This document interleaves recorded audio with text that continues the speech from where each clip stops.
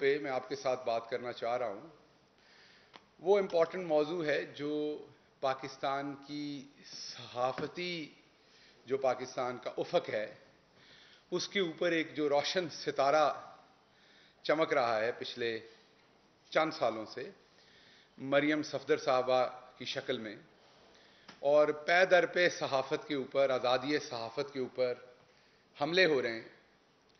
نہ صرف حملے ہو رہے ہیں بلکہ اب تو بات اس سے بہت آگے نکل چکی ہے۔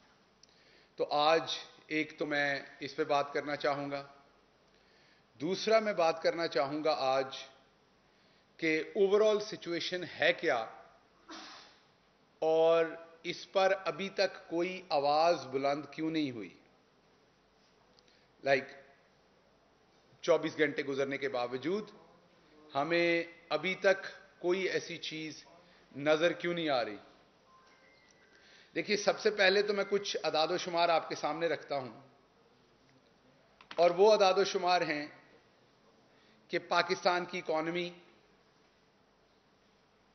جب 2018 میں ہم آئے تو جو پاکستان کے ریزروز تھے وہ 7 بلین کے قریب تھے۔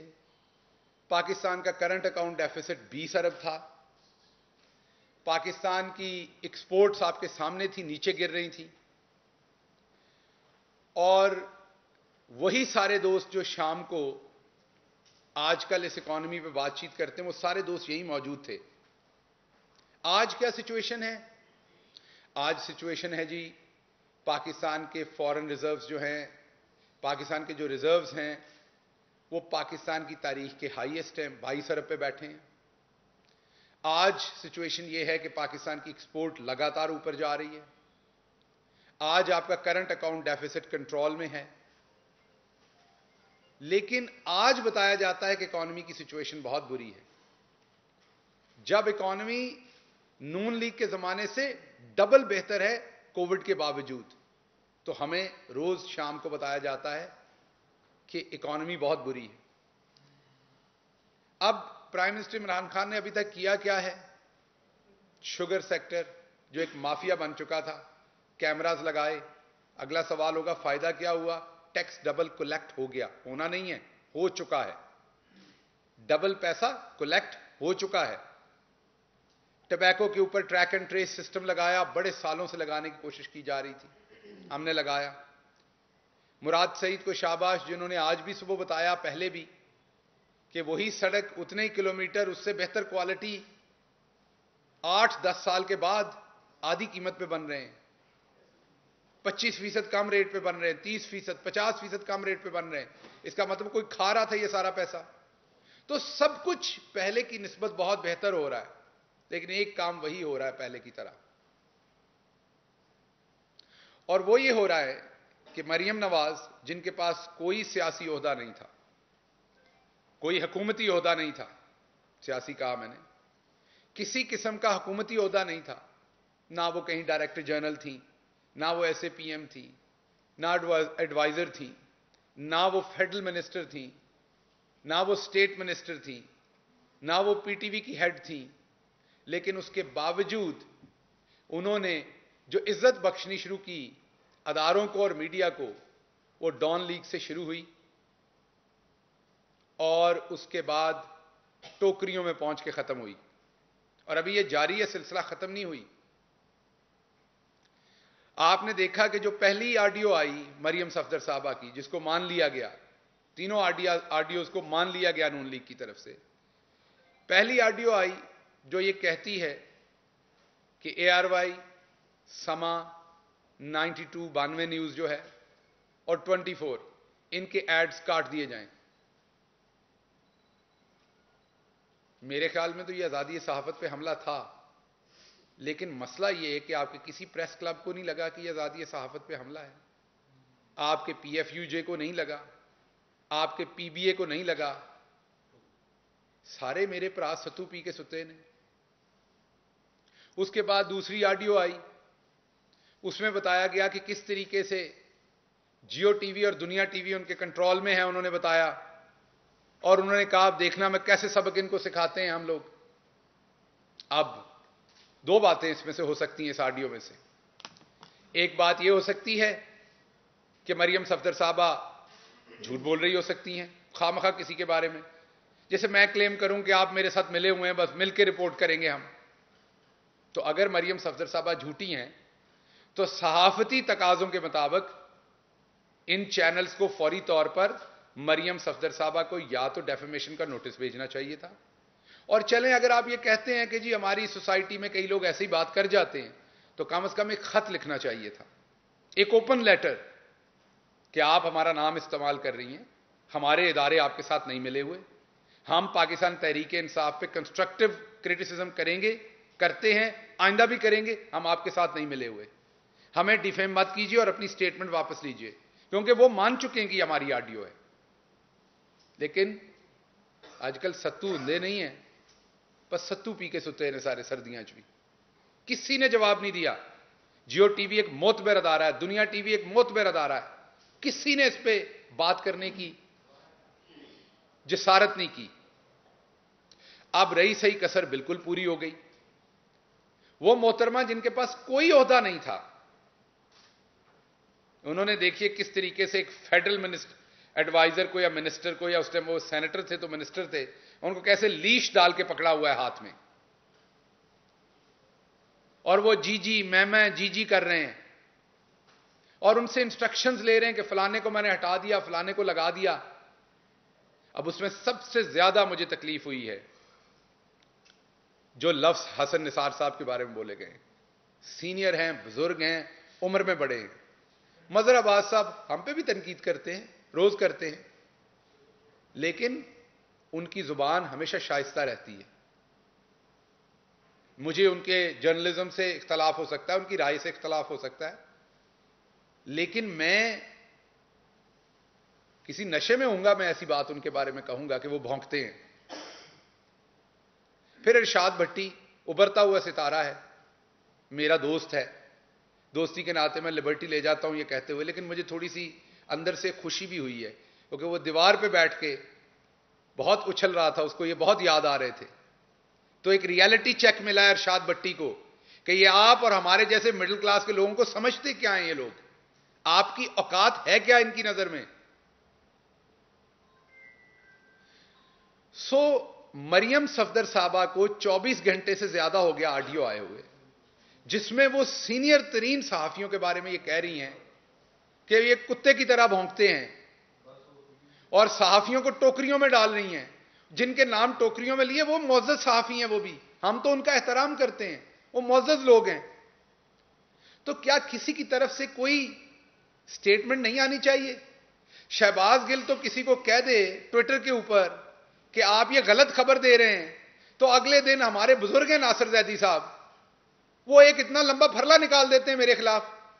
میرے بزرگ ہیں، میرے لیے قابل احترام ہے، روز پھرلا نکالیں، سینئر صحافی ہیں، ہم تو ان کا احترام کرتے ہیں. لیکن کیا آج کل پی ایف یو جے کا یہ والا جو چیپٹر ہے یہاں کا، یہ چھٹی پہ ہے یا اتنی پسند ناپسند ہے؟ پھر سوشل میڈیا میں جو لوگ ہیں وہ ٹوکریاں لگائے پھر رہے ہیں، جب آپ نہیں بولیں گے تو آپ کے ناموں پہ بھی ٹوکریاں لگیں گی. ہمارے لیے نہیں، اپنی برادری کے لیے بولیں. اور اگر کوئی ڈر ہے، اگر جکڑا ہوا ہے شریف فیملی نے کسی چیز کو، تو کم از کم وہ بتا دیں، ہمیں بتا دیں. گورنمنٹ آف دا ڈے آپ کے ساتھ کھڑے ہوں گے. ہم مذمت کرتے ہیں ایسی زبان کی. پاکستان میں ایک تو رواج ہے سخت لفظوں کا اور گالی گلوچ کو اکٹھا کر دیا جاتا ہے. ہم سخت طریقے سے مذمت کریں تو اس کو گالی گلوچ کہا جاتا ہے. گالی گلوچ یہ ہوتی ہے حضور جب کتے کی طرح بھونکنا کہا جائے، اس کو گالی کہتے ہیں. گالی وہ ہوتی ہے جو بلاول نے دی تھی، تب بھی آپ بالکل سائلنٹ موڈ پہ رہے تھے، کسی کی آزادی پہ حملہ نہیں ہوا تھا.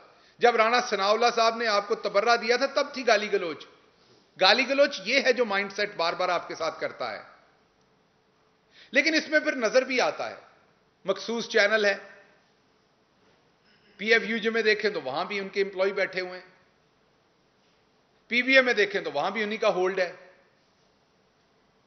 ڈائریکٹر نیوز کی دیکھیں تو وہاں بھی ان کا ہولڈ ہے، خبریں دیکھیں تو سب سے زیادہ شریف فیملی کی وہیں سے لگتی ہیں.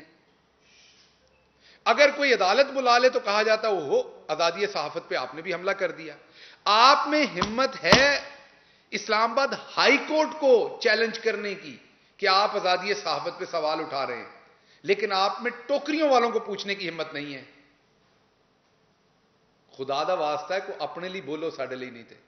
میری آج کی پریس کانفرنس کا ایک ہی مقصد ہے, او بھائی اتنا سناٹا کیوں ہے, کچھ تو بولو, سانس ہی لے لو اونچی, ہم آپ کے سانس کے ساتھ سانس ملا لیں گے.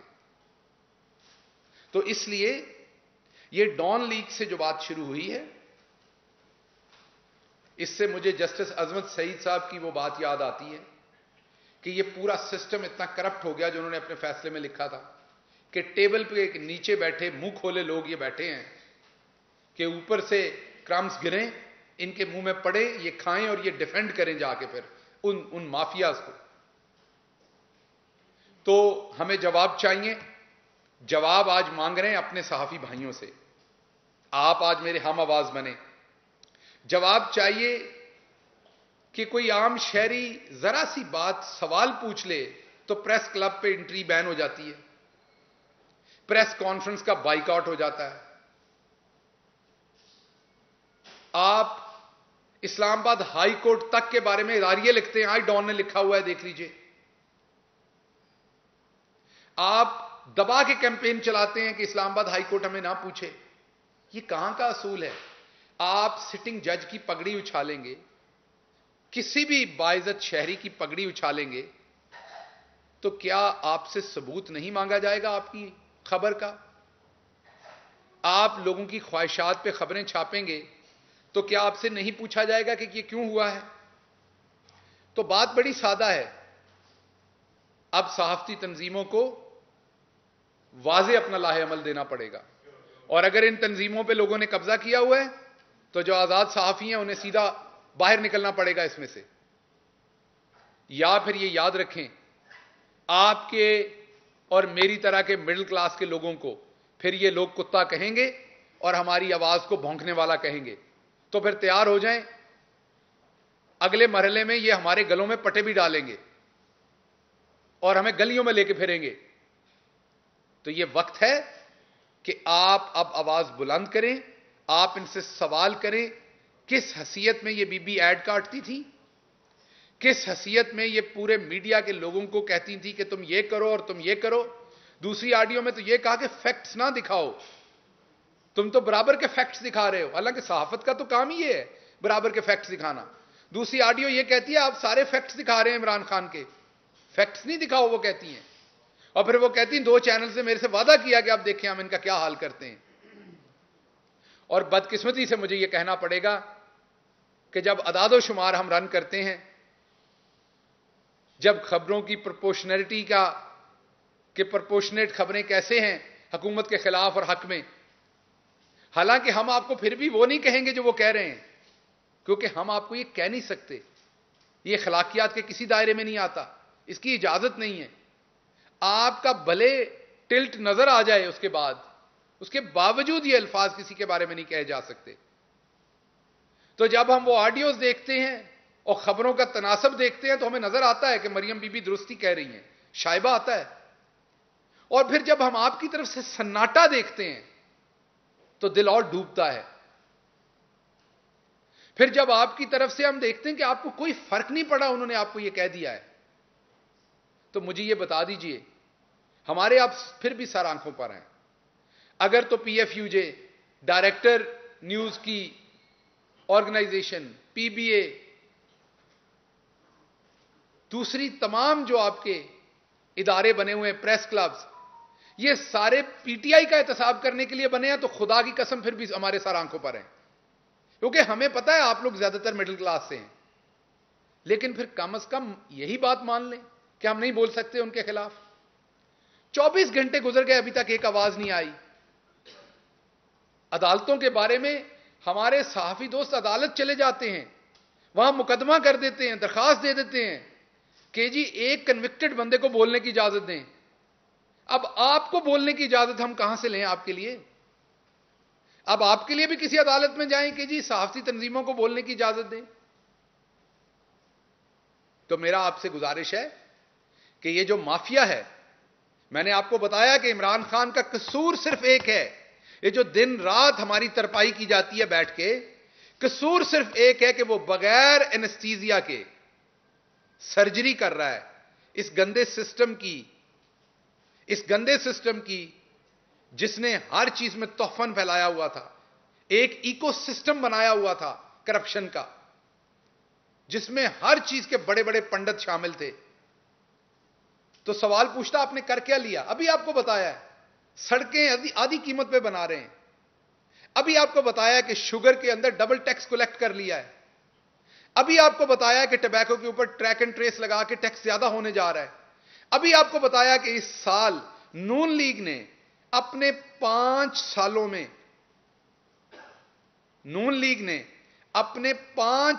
میں جو ٹیکس کلیکٹ کرنے میں اضافہ کیا تھا, ہم انشاءاللہ اس سال کے آخر پہ اس ایک سال میں ان کے 5 سالوں سے زیادہ اضافہ کریں گے. 1300 ارب روپیہ انشاءاللہ صرف آج اس سال میں ٹیکس میں زیادہ کلیکٹ ہوگا. تو ہمیں نظر آ رہا ہے, سب کو نظر آ رہا ہے. پرپس صرف اب یہ ہے کہ اب جو بھرم ہے اس کو رہنے دیجیے. اب جھوٹے منہ ہی بول دیں, کچھ دل نہیں کرتا, حوصلہ نہیں پڑتا تو جھوٹے منہ کچھ کہہ دیں, جھوٹے منہ مذمت کرتے ہیں, ہم تو یہ کہتے ہیں. تو اس لیے اگر آپ نہیں کریں گے, جب تک نہیں کریں گے, ہم آپ کے دروازے پہ روز دستک دیں گے, یہ ہمارا حق ہے. ہم ایک ایسے صحافی کے لیے جو یہاں بیٹھا ہے, جو 40,000 50,000 کی نوکری کے لیے آتا ہے, جس نے حسن نثار کو دیکھ کے, جس نے مجیب الرحمان شامی کو دیکھ کے, جس نے عارف نظامی مرحوم کو دیکھ کے, جس نے ان لوگوں کو دیکھ کے صحافت شروع کی تھی, وہ یہ نہیں سن سکتا کہ آپ ان لوگوں کے لیے کتے کا لفظ استعمال کریں. تو آپ اس نوجوان صحافی کی امیدوں کے لیے بولیں, لیکن آپ کو بولنا پڑے گا. اس بار آپ کو چپ نہیں رہنے دیں گے. اگر آپ نہیں بولیں گے تو میں ان تمام تنظیموں کے پاس جاؤں گا, احتجاج کرنے نہیں, گزارش لے کے کہ آپ بولیں, صحافیوں کے حق میں بولیں. اور جو صحافی دوست میرے ساتھ آنا چاہیں, شامل ہونا چاہیں, ان کو ویلکم کروں گا.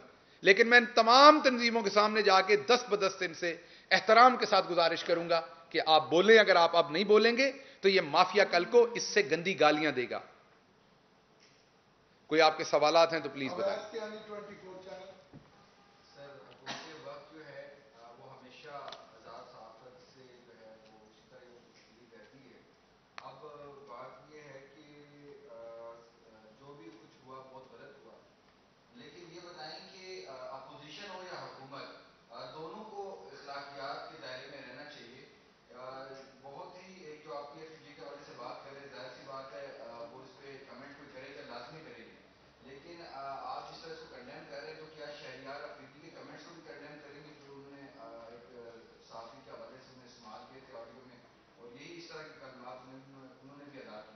بالکل, کوئی بھی کرے, اس میں کون سی بات ہے دوسری. غلط کام کوئی ہماری طرف سے کرے, کوئی دوسری طرف سے کرے, تو کیوں نہیں کنڈیم کریں گے؟ ہر صورت کریں گے. کوئی شخص بھی غلط کام کرے, اس کی کنڈیمنیشن ہونی چاہیے. لیکن بات یہ ہے کہ آنی صاحب, آپ کو دیکھنا یہ پڑے گا کہ ایک خاتون جس کے پاس کوئی سرکاری عہدہ نہیں, وہ آپ ہی کے چینل کے ایڈ کاٹ رہی تھی, جس کی وجہ سے آپ کی تنخواہ پہ بھی کٹ لگا ہوگا کوئی نہ کوئی. تو میں تو آپ کے حق کی بات کر رہا ہوں کہ یہ تو پوچھ لیں کہ کس حق کے ساتھ یہ وہ سارا کچھ کر رہی تھی. ان کے پاس کیا سرکاری عہدہ تھا کہ وہ یہ کر رہی تھی؟ جی منصور ستی صاحب دنیا سر یہ بتائیے گا کہ یہ جو ہوتا رہا, کوئی بھی حکومت ہے وہ اسی طرح کرتی رہی. آپ کے دور میں بھی شروع میں ہمیں کافی پابندیوں کا سامنا کرنا پڑا. تو یہ جو دونوں حکومت میں جب لوگ مثلا تھوڑا بتا دیجئے کون سی پابندی؟ کسی بھی حوالے سے, خبر چلانے کے حوالے سے پابندیاں رہی ہیں. خاص کر کے اگر آپ بات کریں کوئی ایک خبر ذرا بتا دیجئے. میں اس لیے کاؤنٹر سوال کیا کہ آپ نے کوئی خبر, کیونکہ میں آج تاکہ دنیا ٹی وی کے ساتھ ٹیک اپ کر لوں, ہو سکتا ہے انہوں نے خود پابندی لگائی ہو کوئی ایک بتا دیجئے کہ کون سی خبر تھی جو آپ کی روکی گئی. سر میں پنڈی کو دیکھتا ہوں, ٹھیک ہے, پنڈی کے حوالے سے کوئی اگر خبر اس حوالے سے اگر انتظامیہ کی یا پولیس کے حوالے سے ہو تو اس کو روک لیا جاتا تھا. اس سے پہلے کی بات مثلا کوئی ایک خبر بتا دیں تاکہ آج چلی جائے, میڈیا پہ رکے نا. میں نہیں, جنرل ایسے نہیں کیا جا سکتا نا کیانی صاحب. اگر خبر کو, کیونکہ میں میڈیا کو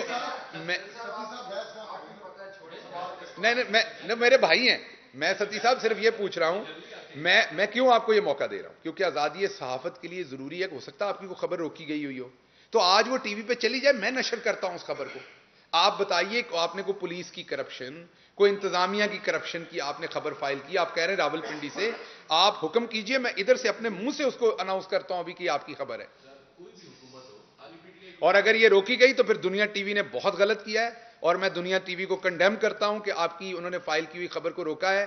یہاں پر آپ کے جو بیورو چیف ہیں خاور گمن صاحب، وہ بڑے ایک مایہ ناز صحافی ہیں، میں ان سے بھی یہ گزارش کرتا ہوں کہ اس کی انکوائری کریں. آپ ایک اچھے صحافی ہیں، آپ کی خبر کو کیوں روکا گیا تھا؟ اور آپ کی میری گزارش آپ سے یہ کہ وہ خبر جو روکی گئی تھی وہ آپ لکھ کے مجھے بھیجیں. میں دنیا ٹی وی کو اپنا لیٹر ہیڈ لگا کے دیتا ہوں کہ ستی صاحب کی خبر کل چھاپیں. عادل صاحب کو بھی بھیجوں گا، خاور گمن صاحب کو بھیجوں گا. اب بتائیے. نہیں یہ بلینکٹ سٹیٹمنٹ نہ دیں. آپ یہ کہیں جنرلی جو بھی ایس ایچ او ہوتا ہے وہ کرپشن کرتا ہے. آپ سارے تو نہیں کرتے نا. جی ہاں یہ بات الگ ہے. اس طرح کی باتیں جو بھی مریم نواز کی سامنے آئی ہیں، یہ آپ کے دور میں بھی اگر اس طرح کی باتیں بعد میں سامنے آئیں تو ہمیں کنڈیم کرنا پڑے گا. بڑا گھٹیا کام ہوگا وہ. ہاں بالکل کرنا پڑے گا. اس حوالے سے سر آپ ہمارے ساتھ، آپ نے کہا کہ پی ایف یو جے کو یا دیگر جو تنظیمیں، ہم لوگوں کو اتنے دھڑوں میں تقسیم کر دیا گیا کہ ہم کیسے ایک پیج پہ آ کر کسی کو کنڈیم کریں، اور جس طرح کے وسائل اور مسائل ہیں اس ٹائم میڈیا انڈسٹری میں، تو کس طرح ایک جو جینون ورکر صحافی ہے وہ اپنا مقدمہ لڑ سکے. یہ تو آپ نے بہت اچھا اور ایک بڑا ایکڈیمک سوال کیا. اس کے لیے ہم ایک ایکڈیمک نشست کریں گے چائے کے کپ پہ کہ پاکستان کے میڈیا کو کیسے ایوالو کیا جائے، کیسے آزادی رائے پہ بات ہو. کو آپ کی طرف سے سینئر لوگ ہوں، کو پولیٹکس میں سے سینئر لوگ ہوں، کو دوسرے دڑوں. تو جو آپ نے ایک آبزرویشن دی وہ میرا آپ سے وعدہ ہے کہ میں رائٹنگ میں وہ آپ کے ٹی وی کے ساتھ ٹیک اپ کروں گا. انہیں آپ کو آزادی دینی پڑے گی، وہ نہیں روکی جا سکتی. اور ڈیٹ بھی آپ نے لکھنی کہی ہے 2018 سے پہلے تو نہیں کوئی خبر روکی ہوئی تھی. اگر 2018 کے بعد تو ہمارے ذمہ، اگر 2018 سے پہلے کی آپ کی خبریں روکی گئی ہیں تو وہ تو باجی مریم سے پوچھنا پڑے گا. اور کوئی سوال؟ جی